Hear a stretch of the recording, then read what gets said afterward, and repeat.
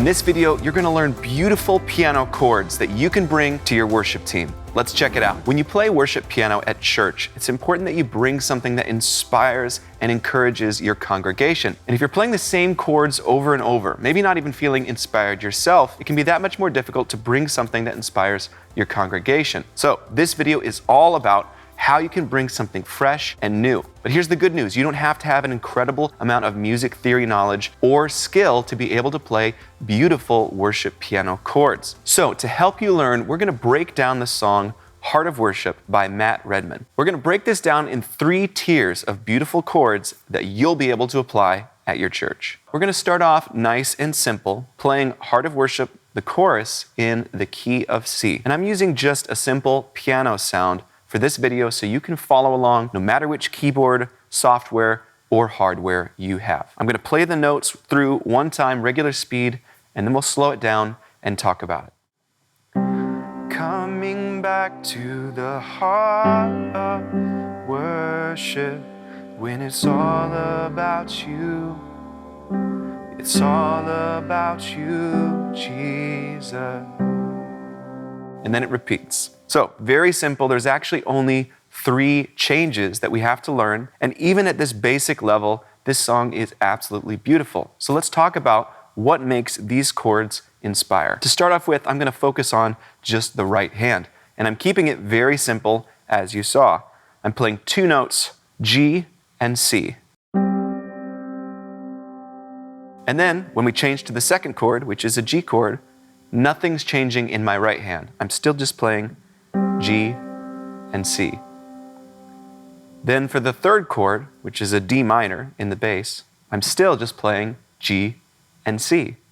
Then we go back to the G chord at the end or the turn of the chorus, and I'm playing G and B. So one finger is moving throughout that entire chorus in the right hand.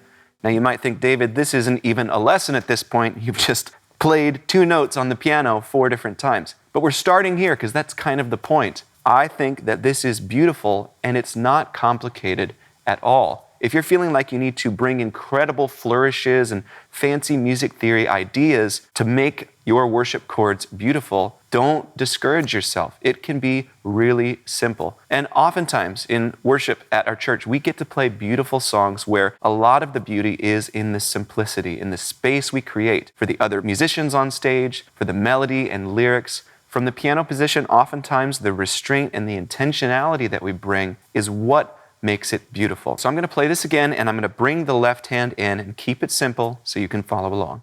I'm coming back to the heart of worship when it's all about you. It's all about you, Jesus. I'm sorry, Lord, for the thing I made it when it's all about you. It's all about you, Jesus. So the only moment where there's really a shift at all is right at the end when we're playing that final G chord. And you might notice I'm playing all about you, Jesus. And I'm going to hang out on that for a second. I'm playing G, C, and then G, B. And I'm just playing a single G bass note.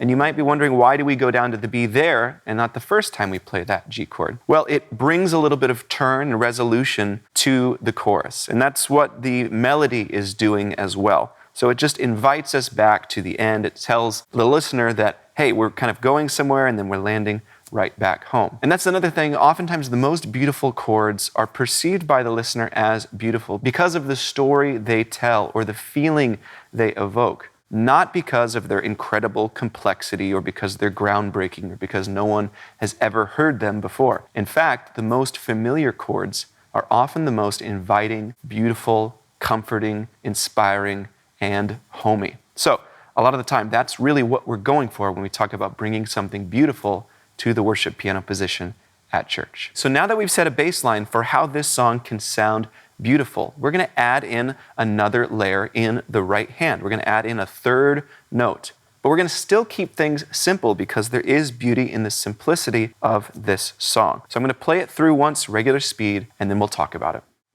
I'm coming back to the heart of worship when it's all about you.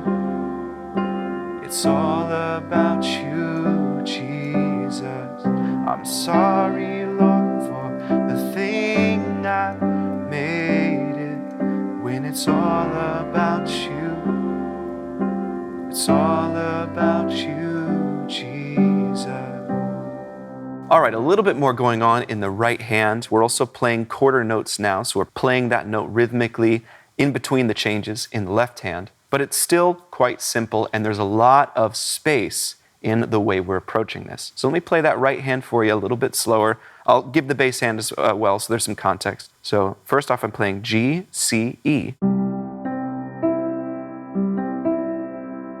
I'm coming back to the heart. G, C, D, G, C, D. Heart of worship. And then D in the left, G, C, and F. It's all about you. Now, I want to stop here for a second because there's a bit of tension between what I'm singing, all, which is an E, but I'm playing an F. All about, oh, there's that F, you, and then back to the E. So there's a little bit of tension here on this 2 chord, the minor, D minor chord, and that tension itself is also beautiful because we feel it for just a moment while we're at this chord, and then we resolve it when we go to the last chord in the chorus, which is that G. G, C, D. It's all about you, Jesus. Or we could go G, C, E, and then G, B, D. Sort of a sus chord, and then resolve, and then really resolve back to the C chord, which is our root chord in the key. So let me play that one more time, regular speed, and you can follow along. 2, 3, 4. I'm coming back to the heart of worship when it's all about you. It's all about you, Jesus. I'm sorry, Lord, for the thing I made it when it's all about you. It's all about you, Jesus. You're going to love this final level because it doesn't require you to learn anything other than what we just did. We're going to play the exact same chord shapes in the right hand and in the left hand without changing them at all. But we're going to add some arpeggiation in the right hand. It just means playing notes in sequence over the course of time. So I'm going to play it for you. You're going to recognize what I'm talking about as soon as you hear it. Then we'll break it down so you can follow along. I'm coming back to the heart of worship when it's all about you. It's all about you, Jesus. I'm sorry, Lord, for the thing I made it when it's all about you. It's all about you, Jesus. So the chords are the exact same, but we're playing this pattern in the right hand. And if you've never done this sort of thing before, where you break out of just playing the chords and you start moving different fingers at different times in the right hand, don't get stressed out. You don't have to be intimidated. This is a skill you can build up a little bit at a time. So first, let me just play the right hand alone for you so you can pick out the timing of these notes. 3, 4. I'm coming back to the heart of worship when it's all about you. It's all about you, Jesus. I'm sorry, Lord, for the thing I made it when it's all about you. It's all about you, Jesus. Again, the notes that we're playing are the same as those chords above, but this pattern takes it to another level and is really quite beautiful. Let me break down what my fingers are doing throughout this pattern. We're always starting each new chord with our pinky, the top note in the new chord. So pinky, and then to the second note, and then down, I'm using my thumb, and then we're going back to the middle note, and then back to the pinky. And anytime we're hitting a new chord, that pinky's hitting the new note in that changed chord. So, and we're doing each chord 2 times. So here's my change, and I'm using my 4th finger. And then change back to my pinky. Change. I'm using my pinky here. You could fit your 4th finger in if you wanted to. And then the final one is the trickiest one because we're only playing the sus 1 time here, and then change. Let me do that again. Sus, change, and then the C chord to resolve. So one more time all together so you can follow along. 2, 3, 4. I'm coming back to the heart of worship when it's all about you. It's all about you. Change. I'm sorry, Lord, for the thing I've made it when it's all about you. It's all about you, Jesus.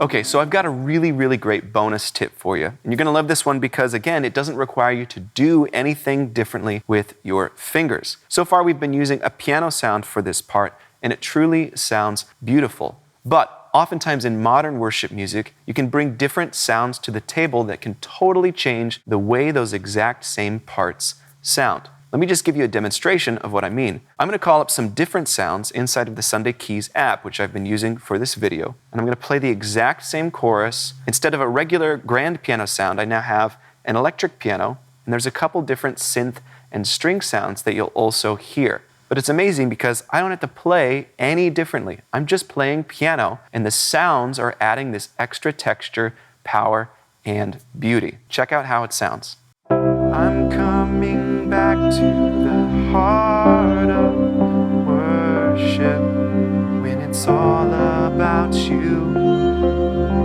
It's all about you, Jesus. I'm sorry, Lord, for the thing I've made it when it's all about you. It's all about you, Jesus. And then even as I just hold this beautiful chord, you can hear how these extra sounds and layers are building and holding that space. This is an incredible thing to have for modern worship music. So if you're watching this video wanting to bring something more beautiful and inspiring to your worship team, I just want to take a second to encourage you. The fact that you've spent the last 10 minutes or so trying to build up your skill will bear fruit in your ministry. So keep going, don't be discouraged, and don't give up. And we have more videos just like this one for beginner worship piano players. So if you'd like to keep learning and growing alongside us, we'd love to support you. There's actually a playlist to tons of videos just like this one, absolutely free. So check out the link in the description and you can keep learning. Also, if you're focusing on becoming a better worship piano player at church, learning how to play parts is one thing.